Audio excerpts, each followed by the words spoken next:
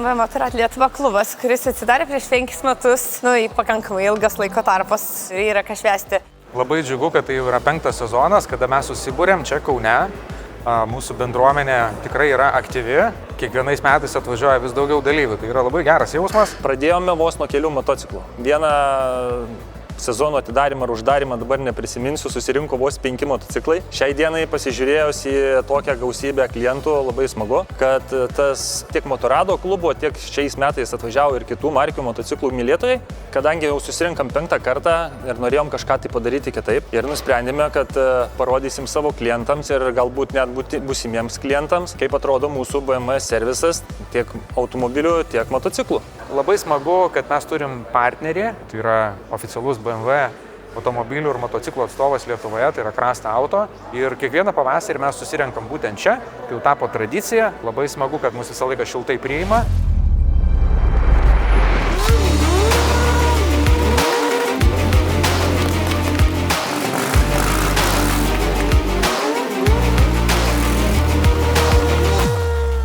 Ką reiškia asmeniškai klubas man? Bendruomeniškumas, visuomeniškumas, tas vieningumo jausmas, kuris vienyje visus motociklininkus ir jų vis daugėja ir daugėja. Tai yra nuostabus dalykas. Tas turi tokį postūmį daryti, eiti, bendrauti, tiesiog gyventi. Aš tai visų pirma, tai dar tik 2 sezonas ir net per 2 sezoną, per 2 metus pamatau, kaip galingai plečiasi šitas klubas su kiekvienais metais. Labai smagu, aš kažkaip tai neįsivaizduoju pakeisti religiją, sėsti ant kito motociklo.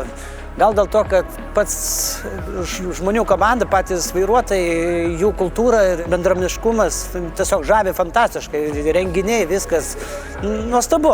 Pirmą kartą dalyvaujam, gavom pakvietimą iš Marijaus, mūsų motomerginų klubas. Labai džiaugiamės, labai mėgstam šitą vietą ir motokelionės, tai labai smagu buvo prisijungti prie jūsų. Man pačiam klubas yra vieta susipažinti su įdomiais žmonėm, bendraut, puoselėti vertybės, kurios susijusios su motociklizmu ir kelionėm.